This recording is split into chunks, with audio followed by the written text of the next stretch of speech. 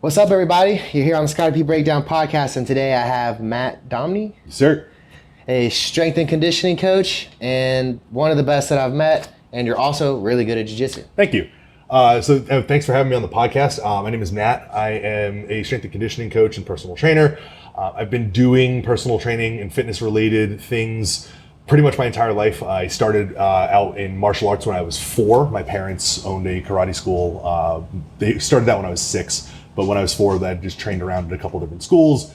My parents decided my dad could probably run it better than anybody else had because my dad has been training since 1968. So he's been training for a very long time. So back in the 90s, he'd been training for nearly 30 years. They figured that he could do it better, so he opened his own school. I started working with them, trained with them until 2009 when I went to college. And like around that time, I started Brazilian Jiu-Jitsu as well.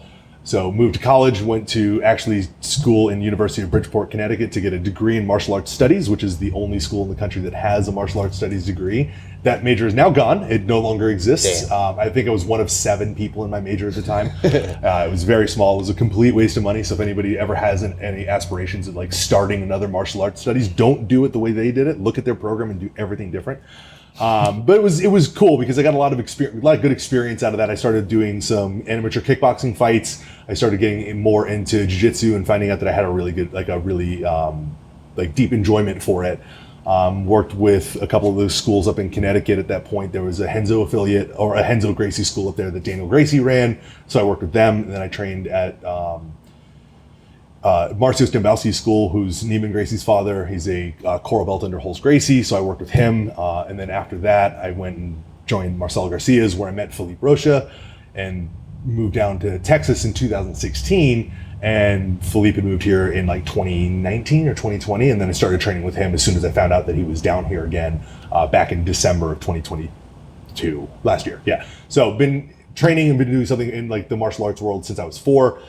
Strength and conditioning wise, I got into personal training and lifting after suffering a really bad knee injury during Brazilian Jiu-Jitsu. So in 2013, when I was prepping for another tournament, I don't even remember which one it was. I think it was like New York Open or something at the time. Damn. I ended up tearing my right leg's ACL, MCL, LCL, medial, and lateral meniscus, all at the exact same time. Doing what?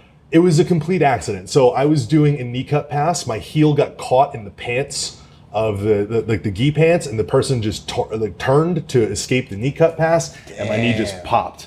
And it didn't feel like anything, right? It felt like cracking my knuckles. So it felt fine because I was warmed up. I'd walked to the gym. I'd taken the train in, walked to the gym from there. So I was warmed up. I was like ready to go. I was training. So I did that whole gi class. My knee just kind of felt a little off during that. And then we did the no-gi class afterwards, and I trained the whole no-gi class afterwards as well with a bunch of torn ligaments in my knee that I didn't know were torn. And I was like, I'm gonna probably just take it off and go home for the rest of the day and like rest my knee and come back tomorrow and train. And by the time I got off the train to get home, I couldn't walk. So I was like, all right, well, this sucks. So then I walked myself back to work, worked for the rest of the day, called my dad and was like, hey dad, you gotta come pick me up. I have my right leg, I can't do the gas or the brake pedal. You gotta have to take me, drive me home. And it was like 10 p.m. My dad goes, I remember on the phone, he goes, this better be worth me getting out of bed. You know that, right? I was like, all right, cool. Thanks, Dad. So he came, picked me up, saw that my knee was like twice as big as my other knee. He's like, okay, your knee is actually pretty bad. Took me to the hospital the following day, got it all checked, and it was pretty rough. So what got me into strength and conditioning was going through the rehab process with this, right? I'd been lifting and just like messing around with stuff previously, but I had a really great physical therapist in New Jersey who got me into doing a lot of performance work because I was an athlete, right? So I was a competitive athlete at the time, and she'd mostly only worked with like general population people. So when she got to work with me, who was 22, in good shape, like in very good shape, I was like literally in fight camp shape. I was training 4 or 5 times a day before this, and I was doing the rehab exercise, the at-home like homework exercises that she gave me obsessively enough to the point where I had a massive reduction in pain from like an 8 or 9 out of 10 to like a 2 or 3 out of 10 within like a week and a half, and my range of motion had improved drastically by that time. So for the remainder of my PT sessions, instead of just discharging me and saying you're good to go, you can probably go do this on your own, she said we're gonna just get you into like actual performance training. So I started doing like heavy squats, cleans, sprinting, jumps, all sorts of like actual stuff that got me really, really prepared to get back into sport and like return to play, which was perfect actually. And then after that, I kind of really enjoyed that aspect of lifting, right? Of the rehab process. So I thought it was really cool, and I decided I wanted to get into something like this. I thought maybe physical therapy would be a fun outlet for me to get into, especially with working with athletes. You can do a lot of really cool stuff with them. And then I remember, like, I told her this, and she pulled me over to the side and said, "Don't do it. It's the worst thing you'll ever do." And I was like, "What do you mean it's the worst thing you'll ever do?" She goes, "I am $150,000 in debt, and I work with people who I hate all day, every day, and I hate my life." She's like, she's like, "I've been doing this for 5 years. You are the first fun patient that I've had in 5 years. Everybody else just like complains and cries about everything I make them do." So she's like, "If you want to do this and you want to do something for real with this, go into personal training, because you won't get anywhere near as much debt, and you'll be able to make a lot more money off the bat training clients, and you'll get to do the stuff that you want to actually do." So I listened to her advice, got a personal training certification, and started working at Equinox, which is a large box gym up in the East Coast. Then moved down to Texas in 2016, got really, really into powerlifting around that time, and have been like training and competing in powerlifting ever since. And like I said, got back into jiu-jitsu in 2022. So now I'm the Scotty P Breakdown podcast.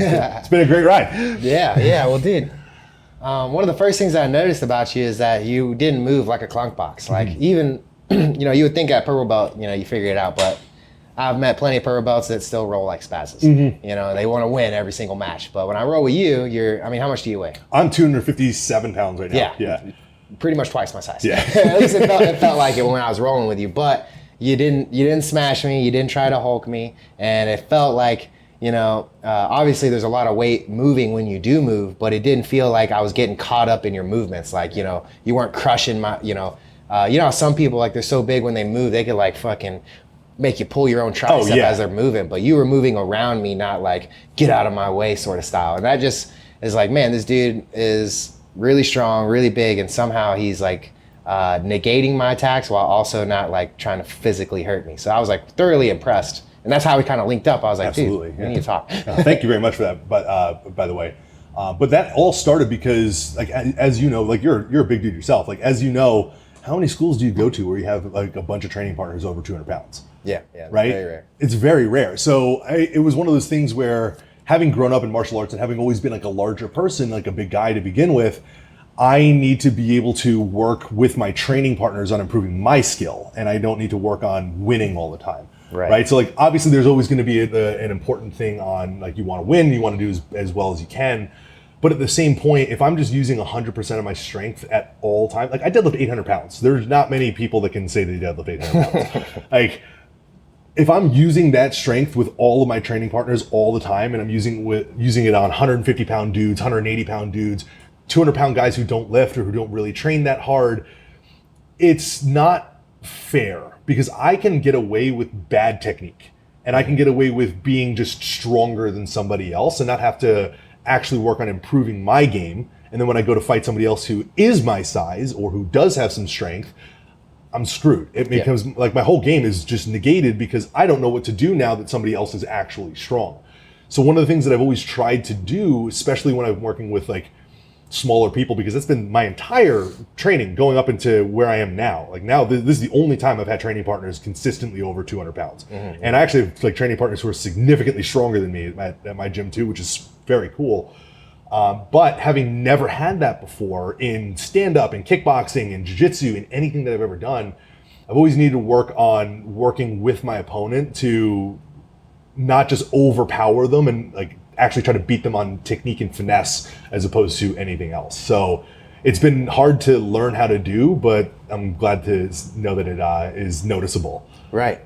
And you said it just now, but you're saying that you can't win all the time. And I think that's where, the aspect of jiu-jitsu kind of gets lost sometimes because, everyone wants to win. Yeah. And I get that, you must have the drive to win to get better, for sure.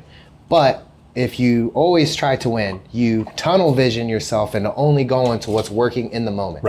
Right. And so you get this delusional process of like how you'll win. And what ends up happening is you start doing like, I find that people who are always trying to win, they're always like trying to do like rolling toe holds, rolling kimuras, jump into the outside. And for me personally, like, yeah, you know, you might catch me once with that, maybe. If I'm not aware and I'm like chilling, you might catch me off guard one time. But then after that, you will never get that again. Right. So, and if you want to get better, you have to take the path that's less desirable, which is the one that you'll lose. And it's such a deterrent to come inside my guard and let me sweep you, let me attack your legs, right? That's almost like, man, I have so much more success just going to the outside. Yeah. But against anyone good, you're not going to catch to the outside. Right. So in order to get better, you have to take the fact that you're going to lose 100 times, 1,000 times maybe, before you get that win. Yeah. Right. And so that's why. You know, and it's hard to explain to people like why they shouldn't always try to win. Yeah. It's because in order to actually get better, you must be creative and actually like play and like learn new things. Right. And that's the biggest thing too, being creative and trying something new. Like, how many times have you seen, especially in any of the schools that you've been, because you compete a lot, how many times have you just gone to a place and had a roll with somebody you've rolled with 120 times, like hundreds of times, right? And you've had the exact same roll every single time because that other person is just, I am so hell-bent on doing this that this is all I'm going to do. And it's like, yeah, I know your game, man. Like, I'm going to try some different stuff because like I know how you're going to react to all of this other thing that we're going to do. And I don't want to like have our book be as like a written choreographed script. I want to be able to like have our role be something new where we're all getting a little bit better. So I'm going to try something different and like, oh, that didn't work. I'm in bottom side control now. Cool. Now I get to work on my escape from here. Right. Yeah. Right. Yeah. I've been studying a lot, like recently, about the coaching and the learning process, and a lot of it is on the aspect of play and creativity. Oh yeah. You know? Oh yeah. Play, constraints-based learning, any kind of creativity thing like that. All of those models are going to be the best way that you can actually get somebody to like actually level up their skill, because you're giving them a set of rules that they have to operate within, and then they can become creative within that small box that you've put them in, right? Like a perfect example is, I use this very frequently when I'm like coaching like clients in person, right? So if I'm coaching a client who has a squat that looks very bad, right? And it just doesn't look like a good squat, they're not able to get into the right position, they're not able to sink their hips below their knees, they're not able to like keep their torso relatively upright. You just change the exercise, right? And like changing the exercise doesn't mean that we're going to be like completely removing it and going to like a leg press or like a split squat or something like that. I'm going to just change the way that it's loaded. So I might give them like a dumbbell in front. I might have them hold a bar across their shoulders. I might have them use a safety bar and have the camber, like the handles pushed up a little bit to reach the camber forward. So I've changed the loading parameters of that enough now and I might elevate their heels a little bit. So now I've changed the loading parameters and I've changed their setup enough to the point where the only way that they can do the movement properly is the way that I want them to do it, right? So they can only do one thing, and it's the right thing. And it becomes the same thing in like jiu-jitsu. If you're looking at it where you do like positional training, where it's like you're going to be in bottom side control and the round resets when you either recover or submit. You're going to get really good at recovering or submitting from the bottom. Yeah. You got to operate within the rules and learn how to do it. Yeah, man, the constraints-based learning, that's like one of the terms in the, what I'm learning right now is the ecological process. And it's that same thing where like you don't tell the person what to do. So like in the same sense, like most people, how they would coach a squat is like, oh, you need to do this with your hips. You need to do this with your knees. And what they show in these studies is that it's hard for a mind to control their body. Like to be like, hips, I need you to be like this. Especially when you're trying to focus on actually moving something. And so what you want to do is, like you just said, create an environment to where the body is almost forced to move that way, so they don't have to think about it. Right.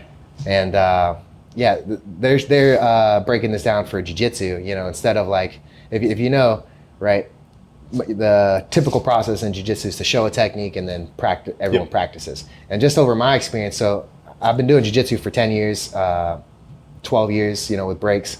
And I was teaching before I even started doing jiu-jitsu, really. I was in the Marine Corps and I became a McMap instructor. Oh, cool. Yeah. And so I was teaching Marines combatives and how to fight and how to turn up the intensity. And you'd always just notice that you show someone something and then when it's their turn, they're not even doing it. Yeah. And then you could literally look them in their eyes and be like, I want you to focus on keeping the elbow tight. Yeah. And then they do it and they're still not doing it. And you're like, well, I don't even know why I'm talking. Dude, I mean, I did the same thing when I was teaching martial arts. Like I would teach a technique in karate or something like that, or like teach them like a small detail. And then I would watch them go to drill it and I'd be like, where did you get that from? That is nothing like I've shown you.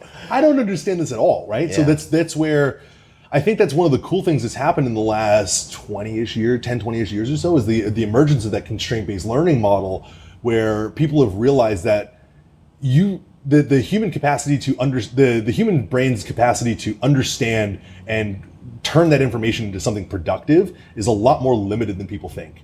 So the easiest way that you can actually make it happen is to set up everything that you can in a way that you can either make it into a game that somebody has to win, which is one of the reasons why people love rolling and they get better at it and it's so addicting, is because that is immediately a game with a win at the end when somebody taps, or like there's a submission, there's no submission, or like you're in a dominant position, so there's an immediate gamification there.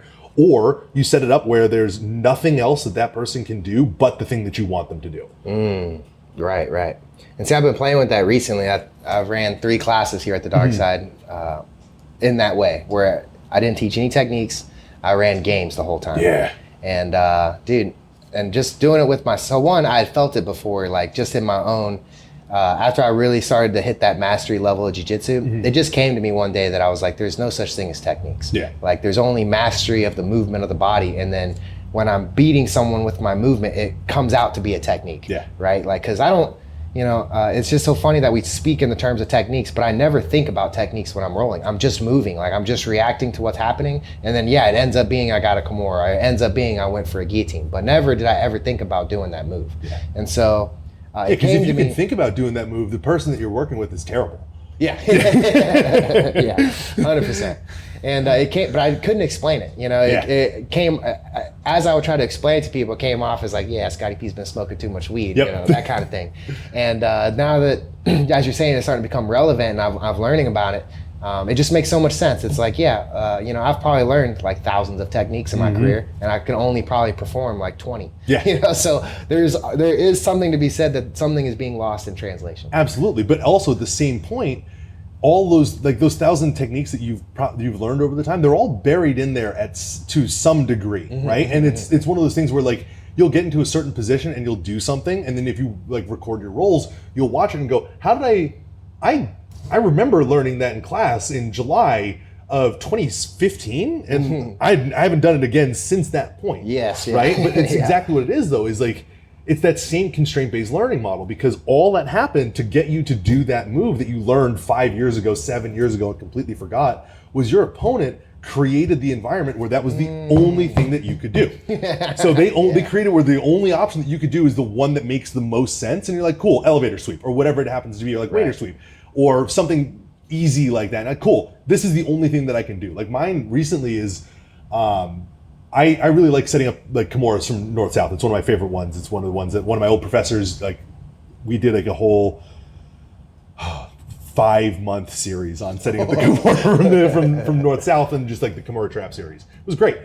But now that everybody at my gym knows that I'm going to go for that, like I just use it to either take the back and go for like a North-South choke. And it's one of those things where it's always there. So I'm getting really good at my North-South chokes because it's the only thing that I have from that position. Right. Yeah. No, it makes a lot of sense. And it's like almost, I know for a fact that when I hit it in a live roll, that's when all of a sudden it's like a part of my game. It's yours forever. Yeah. Dude, 100%, man.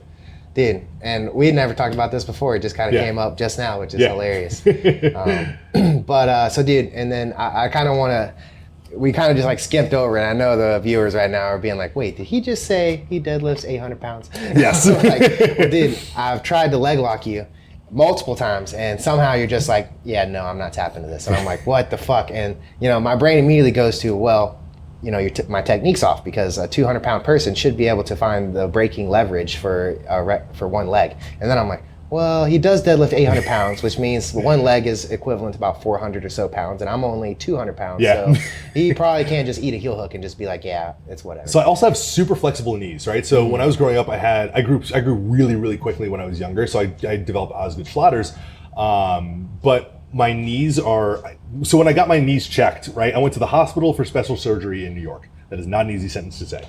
But when I went there, I got my knee checked by the guy who does all the knees and everything for like the Jets and the Giants and like the Yankees. So it's like the guy to go to for knees.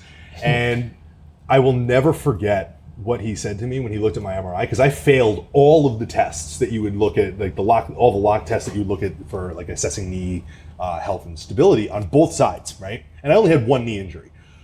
So I remember he MRI'd and he was like, we're going to just MRI both of your knees because both of your knees look gross. So I remember the next day I'm sitting there and he's looking at the MRI report and he's just like looking down at the table and he looks at me and he just looks back down at the table. I'm 19 at the time. He looks at the table and he looks at me again and he goes, so I got some good news and some bad news. I was like, okay, what's going on? He goes, well, the good news is both of your knees are fine. So this is before I'd torn everything. He goes, both of your knees are okay. I was like, cool. I don't understand what the bad news could be. He goes, you have the worst knees that I've ever seen on a person. They're just built bad. And he goes, I was like, what do you mean? He's like, they're just like kind of shitty. And it's basically going to be you and your shitty knees forever unless we get a total knee replacement. So my knees have a lot of like lateral movement with them. So I can tolerate a lot of like torquing pressure with them without any sort of pain.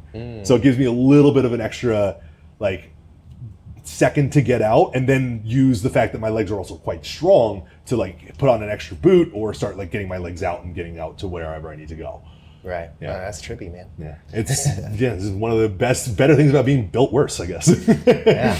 So we've been talking a lot about injuries, and you know, something that it kind of came to me recently was that you know, I just have a lot of respect for anyone who like sticks with martial arts for longer than 10 years, just from my personal experience of the injuries that I've experienced, you know, almost every time I want to quit. I, you know, think to myself like, man, you know, is this, you know, are you meant for this? Like, why do you keep getting hurt? Or, you know, is there something that you're doing wrong? You know, you question everything when you give some, you know, I'm trying to be, you know, the best person I can be for, you know, jiu-jitsu, and then you keep having these injuries. It's like, man, maybe I should find something else. But the answer for me is I'll just never stop. I just got to keep going. And what has occurred to me is that that's true for everyone. That anyone who sticks through this has experienced the same thing, and they've just chosen to keep going. Yeah. Because you meet a lot of people that used to do jiu-jitsu, but they quit because of an injury, and then you realize that the people still doing it are the ones who just don't have, who got that dog in them. Exactly. And so I brought that up to you, and one, I knew you were a purple belt, but I hadn't realized that you'd been training since you were 4. And then the last time that we trained, we were both at Philippe's at Artistry. And you had mentioned to me that you tore your pec twice this past year. And so I'm like, dude, if I tore my pec twice, dude, that would be it for me. I was so mad when the second one happened. Like the first one was an understandable mistake. Right. The second one, that was just, that one pissed me off.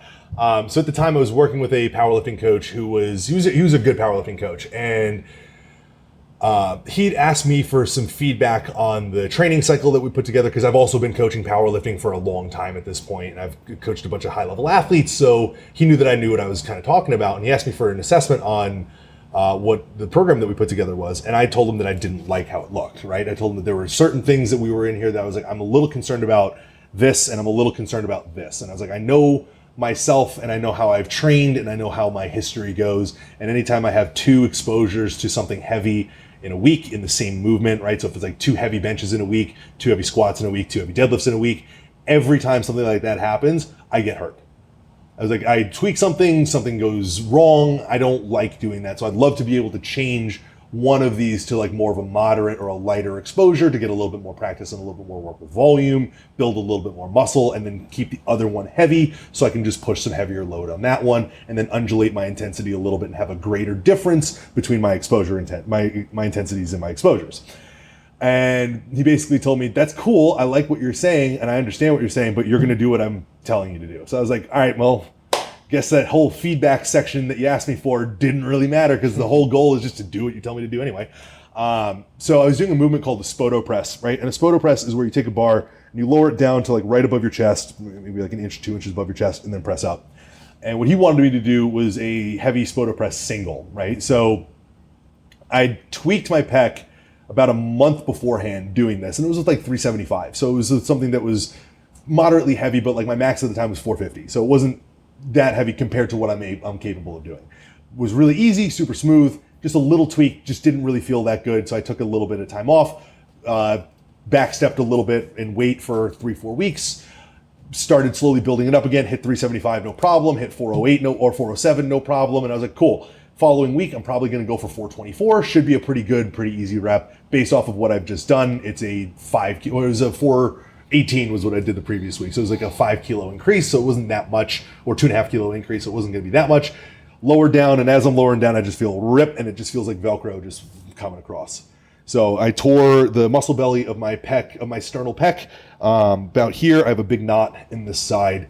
That was in February of 2022, right? So with that, I lost all range of motion in my left hand immediately. I had no ability to push. I couldn't even do this body weight. Couldn't hold my hand out in any kind of flexion. I could not abduct or adduct my arm at all without pain. I could not do any kind of horizontal extension without, or like shoulder extension without pain. Could not do any horizontal abduction without pain. There's just a lot of issues with my pec because I tore the muscle. So looking at that, it's one of those things where I work very closely with a lot of really good physical therapists, right? And one of the things that all of us have talked about is the way that you properly rehab anything, and this is how it's going to go for any sport, is you have to load the muscle that you damaged, or the thing that you damaged.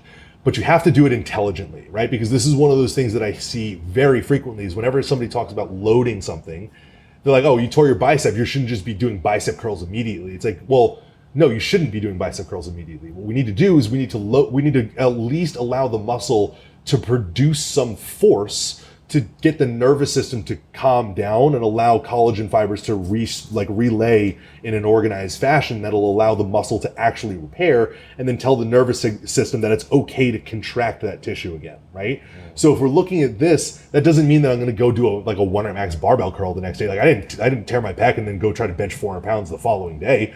I tore my pec and then I was doing wall supported push-ups, right? Like basically at this angle, just leaning forward and back just a little bit with a bunch of pain, but still just getting a little bit of movement in. So I had a little bit of tension being created with that muscle, so I can get the muscle to continue to stay organized in terms of like the fiber lines, but also just allowing my nervous system to understand that it's okay for it to produce force and it still has a little bit of capacity, right? Damn. And then from there, it was just a slow process of just benching every single day, because again, if you hurt yourself in a specific movement, you're probably weak in that range of motion or in that area. Obviously you weren't strong enough to handle whatever you were thinking you were going to be able to do, and your weak link is the one that blew off your body. So you're going to have to get to that motion as quickly as you can, right? So I got back to benching the day after, and I started benching the bar, right? So I started going from like 5 sets of 10 with just the bar. And those first couple reps on the way down hurt so bad, and it was getting a little fatiguing by the last reps. And it's like, I was just benching 400 pounds 2 days ago. Like, this is hurting me now. And this is hard now. This is 45 pounds. This is 10% of my max. So going through that and then just going into the next week and then adding 5 pounds every single session until I got up to about 70% of my max. And then when I got to 60% of my max, and then when I get to 60%, I dropped my session frequency down to 3 times a week, and then started doing it again, 3 sets of 10, 3 times a week as opposed to 5, continuing to go. When I got up to 80%, I started dropping it a little bit more, dropped my bench to twice a week, started benching again, adding a little bit more weight, starting to create more of a distance between my one day of the week and the second day of the week, and then basically just returning to training as it would be normally as I got to about 80-ish% of my old max.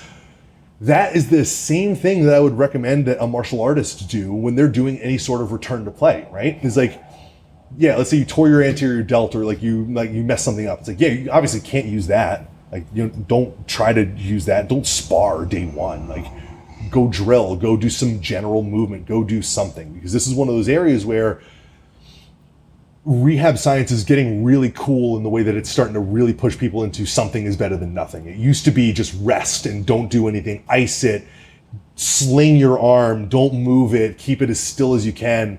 And now a lot of people are starting to come out and go, slinging your arm might actually be one of the worst things that you can do for it, unless it's like a dislocation or a surgery or something more severe. If it's like a normal injury or something like that, or like a smaller muscle tear, you're probably going to want to be able to get it moving as quickly as you can, and sticking with under like a 4 out of 10 pain threshold, and allowing yourself to find easy things that you can do that are still close enough, or actually the thing that you were doing that hurt yourself, to give yourself the ability to train through it, teach your brain that it's okay to do it, and allow yourself to actually recover quicker than you would before. Because when I went through that rehab process, like I benched a PR again 12 weeks after I tore my pec the first time. That's right? fucking wild. Yeah, and then I tore it again afterwards. That was unrelated. That was because I was stupid. I went to like unprogrammed max out, which was dumb. So don't do dumb things like I did. But I did PR my bench within 12 weeks after that, and then I tore my pec again a second time, and then when I rehabbed that one again, I PR'd my bench again 12 weeks after that. So it's like it just followed the exact same strategy on both times, and it worked. It's the same with martial arts. Like if you mess up your ankle and you know that you can't move laterally, maybe you just don't move laterally for a little bit. Try moving just forward and backwards, right? If that's a movement that you do pretty often and you're really good at lateral movement, now you get to work on a deficit in something that you're not quite as good at. You were talking to me about a little earlier about like having a knee injury, right? So if you hurt your right knee and you always knee cut pass with your right knee, you can't do that anymore. Now you're going to have to learn how to do it with your left side, and you're going to have to learn how to be on the left side control and how to do things on the other side of the body. So there's always something that you can do that'll still allow you to, number one, keep yourself out of the loony bin, because you're going to go nuts by taking 5-6 weeks off. You're going to go 100%. insane, right? Yeah. You're going to hate your life. But number two, something that you can do that's going to allow you to continuously both improve your skill, because the other great thing about like a knee injury that you dealt with is how much did that force you to slow down what you were doing? Yeah, I had to. You had to slow down a ton. So all you get when you start going a lot slower is you just get to tighten up holes in your game. Because what you can do, and like this is what we all do when we're healthy, is like nobody is doing everything exactly 100% correct. We are using the fact that I'm a little bit faster than you, or I'm a little bit stronger than you, or I'm a little bit more like experienced than you to take that advantage and use that. But if you're injured and you have to do everything as slow, like a little bit slower, your technique is going to improve tremendously, and like your positioning is going to improve, your timing is going to improve, your ability to isolate if somebody is going to improve like drastically, just because you've now broken it down, taken it a little bit slower, and had to work through it on your side that you're not as confident in. Yeah, dude, you're speaking to the choir, dude. Do you know? Man, I don't know his first name, but his Instagram handle's J House, and he's a black belt. Jimmy. Yeah, Jimmy's House? a great dude. Yeah. Oh, you know that guy? Yeah. Well, dude, he. So I've been following him for a while, and he just recently posted about like recovering from that catastrophic. His knee was bad. And dude, most people. Yeah, I know people that they feel one thing in their knee and then they got to freaking get a surgery. Mm-hmm. And, just in my experience, it's always been that, you're better off like doing what you said, which is like slowly working. And then he essentially proved it. Like he showed the entire journey where he just like started off slow, increased weight over time, and then dude, now the dude's a freak. He's a monster, and he's already seems like back to 100% when he just completely tore. Dude, that takedown he showed where his knee came out of. It was disgusting. Dude, one of the worst things I've ever seen. His foot was facing the opposite direction. Yeah, and now he's back squatting some crazy amount of weight. So. What you're saying is like being reverberated in other places from other people who are very high skilled at this. Absolutely. And again, like don't just take this from me, because I'm a guy who lifts weights on the internet for money. So like, while like this is the stuff that I've been working with a lot of physical therapists as well. Always make sure you do your due diligence. Get yourself get yourself cleared by a reputable physical therapist. Get checked out by somebody who's got the credentials in the field. Get a second opinion if you don't trust what that person says. Like if that person tells you to completely and totally stop, go find somebody else who might not tell you that. If both people tell you to completely and totally stop for a little bit, that's probably a better opinion for them to have. Then they can start working on building up a better plan with you together. And it's one of those things where like I've had this happen with me with multiple athletes of mine and multiple clients that I share with physical therapists, is they don't lie to them ever. Tell them the truth. Like whenever I've been dealing with anything with any kind of like knee pain or shoulder pain or anything like that, and I've gone to see one of my good friends who's a really very competent physical therapist, whenever she asks me how things are going, I'm going to give her the honest answer of how it feels, and I'm going to tell her I'm going to do it anyway, but this is where I feel like I am right now, right? Because the worst thing that you can do to your coach or your physical therapist is tell them everything is okay. And if you're dealing with some sort of pain that is, or like a regression or a backstep in your progress from like any sort of rehab, they need to know that, because that's going to change the plan that they have for you moving forward. And since we all know that rehab is not, or anything is not, a completely linear process, it's going to have pitfalls, it's going to have mountains, it's going to have peaks and valleys. You want to make sure that you're honest with them on every step of the way, because the valleys are more important for you to be honest with than the peaks, right? Because the any kind of those valleys, those are big back steps. Those mess with you mentally, those mess with you physically. Those can prolong and like lengthen the amount of time that you're gonna have to spend in a return to play protocol. So being as honest with them as you can is going to be the best thing that you can possibly do to make sure that you get out of it faster and more effectively. Because they'll give you stuff to do and they'll moderate whatever you're doing. If you're dealing with a coach or a personal trainer or a physical therapist who's anywhere even near remotely competent, they're immediately going to change something up and allow you to get something better and work through your current capability of where you are. Damn. Yeah, man. Did you really know your stuff? And you work with Philippe now, right? I do. Yes, I coach Philippe. So I unfortunately coach Philippe. He's really strong to start, and I'm making him a lot stronger, much to everybody's, dismay. The other day, before he opened his gym, he did a Turkish get-up with me on his one hand. And he basically threw me across the gym. I'm 250 pounds. Yeah. He's under 200 pounds at the time. He just one arm tossed me across the gym when I tried to pass his guard. That was demoralizing, but he's getting very, very, very strong. Yeah. So one of the things that we do with him is, and this is where I'm probably gonna make some people angry. Strength and conditioning for fighters is no different than strength and conditioning for any other sport at all.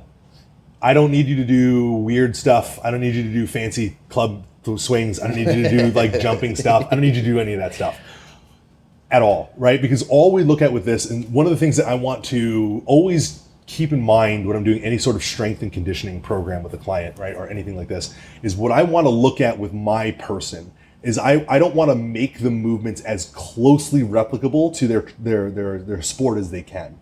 If they have a skill deficiency, I'm not helping them with that in the weight room. I might be able to help them with that in the gym, right? I might be able, if I have a football player who needs to work on lateral cuts and some agility movements, I can set up some games that'll help to improve foot speed, improve ground reaction ground contact time, and improve some of these things like that. But if they're just not strong enough, I need to work on improving that first, right? If they have a horrible gas tank, I don't care how many drills and cone drills I do, their gas tank sucks. I need to work on improving their gas tank, right? So if I'm looking at an athlete, one of the biggest things that I want to make sure that I'm working on with that person is improving their actual limitation, right? And how many jiu-jitsu people do you know who actually lift? Yeah, I mean, casuals, almost none. None, right? None. So all of them, if you look at the high-level competitors, they're all jacked. Yeah. Every single one of them, they look like little bodybuilders. Yeah. Every single one of them. Yeah. And then we still have people who are training, who are oh no, I can just out-technique everybody. It's you see Gordon Ryan? He's huge. He's enormous. He's jacked. You see Nicky Rod? He's jacked. Even the guys that that you would consider, because if you say Gordon Ryan, they might say, oh, he's juicing. Yeah. But, dude, I mean, if you look at Cade Rotolo, everyone. Or Cade Rotolo, Roberto Jimenez, they are in shape. They're in great shape. They're in great shape. Even Mikey.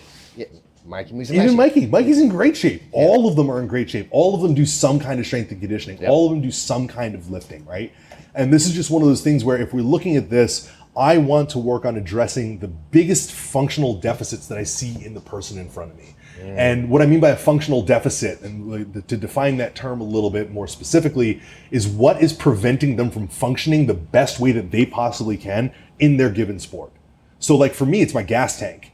My strength is there, my technique is okay, but I don't have the cardiovascular capacity to make it through and do as well as I should be able to do. So I can't expend force for as long of a period of time. So working on building up my cardio is something that I need to work on, and I need to work on improving. Philippe has a great gas tank. He's always had a great gas tank, right? His gas tank has gotten better now, but it's one of those things that I didn't have to touch anywhere near as much as I needed to, as I thought I was going to have to, because he trains all day, every day. He's a pro fighter. This is what he does, or he's going to be a pro fighter soon. This is what he does. Where I needed to work on with Philippe was when he sent me a video of him squatting or deadlifting 225 for reps, and I was like, that's not serious, right? And he was like, no, this is what I was thinking I should be lifting today. I was like, you should be deadlifting 500 plus pounds easy for reps. And now he's going to be over 400 pounds this week. Yeah, I saw his last post. He's at 395 or something. Super strong. Easy, Yeah. super easy, and like that's the biggest thing, right? Is I watched him, and like the level of effort that you saw when he put in when he was training, when he did the 365 for reps, was the same level of effort that he put in when he was pulling 225. So it was like clearly you were wasting your time over here, and now you're starting to tap into what you can actually do on this side, right? Gotcha. So looking at that, I think one of the things a lot of people misunderstand about strength and conditioning is the aspect of specificity, right? So if we're looking at specificity, training for something specific means that I have to do everything that I possibly can to replicate that sport, right? That's what I would think it would mean, right? Because I want it to be specific. It's not what we want to look at with specificity at all, right? So what we're looking at with specificity is I want to look at the organism in front of me and the person in front of me and see what specific deficits that person has. If you're good at jiu-jitsu, if you compete in jiu-jitsu, it's probably not your flexibility. It's probably not your range of motion. You're probably decently flexible, especially enough for like the positions that you're going to be put in jiu-jitsu.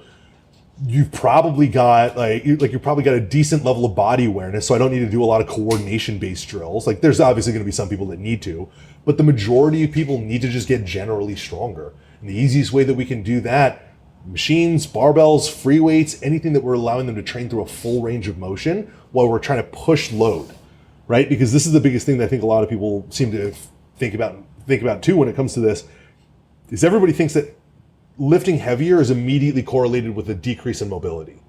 That is not true at all. The only way that I'm going to actively decrease my range of motion if I'm continuing to lift heavier and heavier and heavier is if I'm using load at the expense of range of motion, right? So if I'm continuing to like bench, right, and then I go 135, 185, 225, and I just shorten the range of motion every single rep every time that I go up, yes, my range of motion is going to get shorter because what I'm telling my brain and my nervous system is that it's only safe for me to produce force from here to here and then back up. So this whole area from there down, my nervous system goes, I can't produce force there. I'm never really training in that area. It's not safe for me to be strong in this area. So if we're training through a fuller range of motion, using heavier load, using load that's hard enough to be able to push and be able to gain some, to be able to like struggle and grind a little bit with, you're going to teach your nervous system that it's okay to go into those ranges of motion. And not only is it okay to go to those ranges of motion, but you're super freaking strong in those ranges of motion, right? Like if you watch, like perfect example, like watching Jimmy House do his like Nordic hamstring curls. He's in full hip extension. His knee is fully locked. He's just moving his entire body weight. And he's a over 200 pound guy with just his hamstrings. He's just doing a lever with his hamstrings. His hamstrings are going to be strong as hell in any position, because they are complete. They're all that he can use to get through that range of motion, right? So his nervous system goes, cool, we can produce a tremendous amount of force here, and we don't really have to worry about like any of these positions that we're going to be going into. Same thing with like doing dips or dumbbell bench or something like that. If I'm doing dumbbell bench, I'm stopping here. This is where I'm safe, like up to 90 degrees. But if I'm doing dumbbell bench, I'm coming all the way down into shoulder extension. I'm letting myself come all the way down, like touch the dumbbells to my chest, and then pressing up through a full range of motion. Well, my shoulder girdle is going to be safe through that entire range, right? So my nervous system now knows that it's cool for me to be able to produce force. Like let's say I'm like pressing the hundreds here. Like I can press 100 pounds of force with my hand behind my rib cage. Cool. I'm probably going to be okay to be able to do some stuff like this now, right? So like looking at different ways that we can work on building up the functional deficits of that person, whether it be like occlusion rates, so like how fast muscles cramp and how fast muscles like accumulate like fatigue, general strength, neurological like recruitment, muscle mass and just hypertrophy in general, like cardiovascular conditioning. That is how we make a specific program tailored to that athlete to allow them to really shine and show what they can do in their given sport, in my opinion. Damn. It's a little different, yeah. Yeah, dude. You're blowing my mind, man.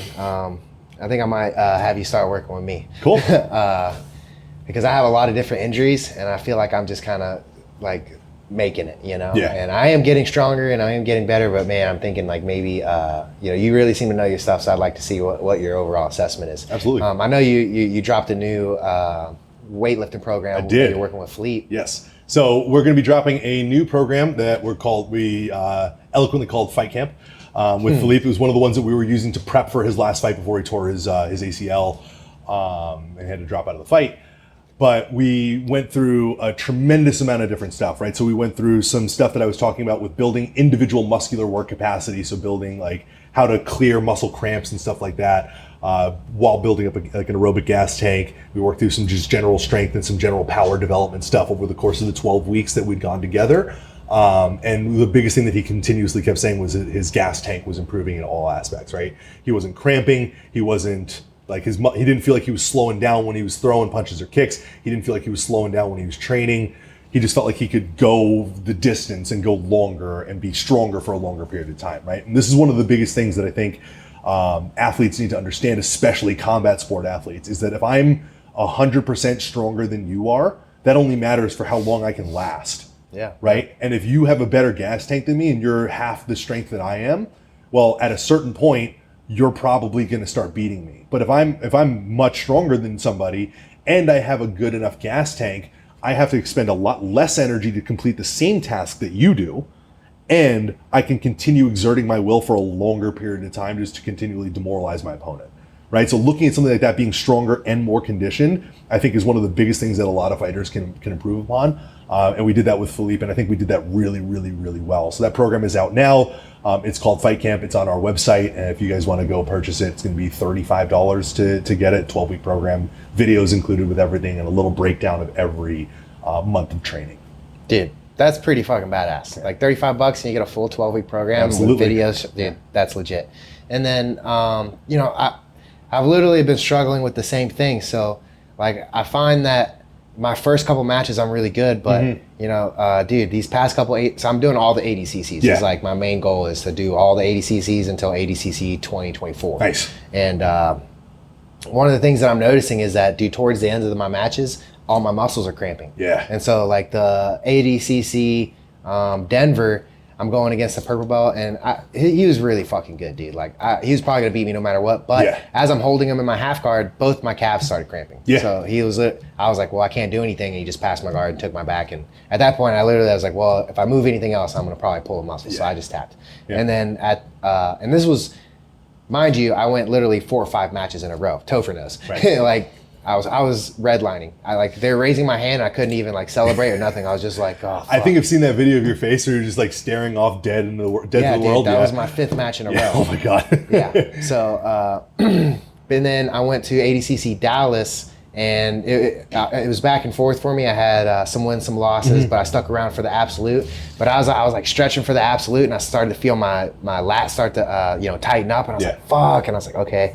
And I went in there, and like, my abs started to tighten up, so I had to move slower, and it was still a close match, and so I was still able to really grapple. Yeah. But I needed a little more extra juice, so I could have got I ended up losing by 3 points because he had my back at one time, but I I only lost by 1 point because I swept him, so it was 3-2, and I swept him right at the end, but there wasn't enough time on the clock for me to solidify. But I literally had over under pinned his back on the mat, and the time went, and it was like me and him were both looking like, who just won here? Yeah. And then they raised his hand, and I was like, fuck. Damn it. Yeah. And I literally sat in bottom half guard for a minute because my fucking ab, I felt a little twinge. So I'm definitely excited to. So one of the things with that, as like a little aside, just as a little like a thing for everybody, when we're looking at muscular cramping is going to be a cause of a couple different things, right? We have a fluid deficiency with like with just general nutrition, so like magnesium, potassium, sodium, things like that. We're a little deficient on that, which is definitely possible with competing in jiu-jitsu. You're doing 5-7 minute rounds, you're sweating a ton, like you're definitely losing some fluid balance. One of the other things that we're looking at with cramps and things like that I'm working on with people that I've been working with, that I've been training, is just cellular waste product, right? So when muscles contract, you have to cleave off the phosphorus ion from the ATP molecule, right? So the phosphorus atom from the ATP molecule, right? So when that gets cleaved off, it starts to create a bit more of a negative pH balance in the muscle itself, right? So a lot of hydrogen ions are released when that happens. So if we have a large buildup of hydrogen ions in that muscle has a lot less potential to produce force. There's a lot less oxygen in there. So looking at different ways that we can work on extracting out that hydrogen a little bit more effectively and allowing skeletal muscle oxygenation to restore is an easy thing that we can look at doing. And that ends up becoming a lot of like bodybuilding training, right? Where it's like high volume, low rest, works really well. You get a great pump, you feel huge, and then your muscles just work more efficiently and they recover a little bit faster. Pairing that with some really good solid aerobic training, like actual zone 2 aerobic training, becomes a really great recipe to allow somebody to just be able to produce force for a longer period of time, because now their muscles are so much more efficient at removing occlusion, removing that negative pH balance, or changing out that pH balance, sending new nutrients into the area, and just allowing them to produce force for a longer period of time. And what about salt? Is that a thing too? Yeah, definitely. That's exactly the first half of what I was talking about with like the nutrition related one, where it's going to be salt, potassium, magnesium, and those are going to be usually the 3 electrolytes that people are sweating out and losing a ton of. So pairing that with good solid training, you probably won't cramp again. So, because I mean, I don't want to say that's not medical advice. You will probably cramp at some point, but right. So I mean, this past time, I ate so much fruit, it was bananas, and I drank a lot of water. So you think salt tabs? It's probably like at that point, it's probably just more of a muscular adaptation that you got to work on training through. Gotcha. Right? Because again, it's exertion for a high period of time, and if your nutrition's on point, then we know it's probably not that one. We can probably cover this. Gotcha. Right? And if it's like this, you're already doing this kind of stuff, then this is going to be the one that we're going to look at. Gotcha. Right? Gotcha.